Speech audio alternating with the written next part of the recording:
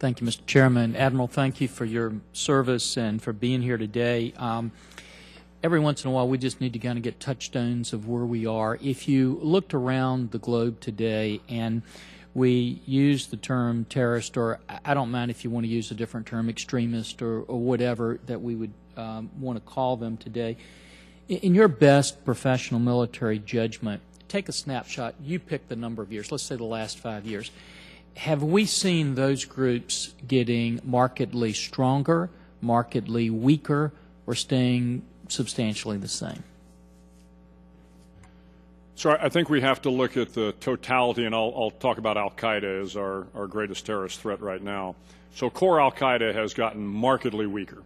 The threat that was emanating out of the federally administered tribal areas with the support of other government agencies and the support of the Pakistanis, we have really decimated the core Al-Qaeda. So I would tell you that threat is significantly decreased.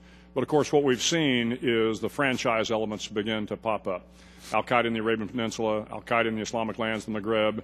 We're seeing a resurgence, of course, of Al-Qaeda in Iraq that is now morphing into Al-Qaeda in Iraq and Syria.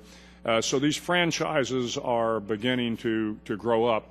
However, having said that, I think what we see is a broader threat, but the high-end piece that we saw from core Al-Qaeda is not as prevalent as it used to be. So the threat is metastasizing.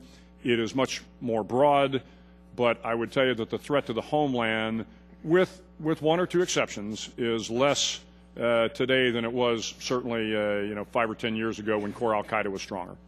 And I know you mentioned, and we know this is a holistic approach.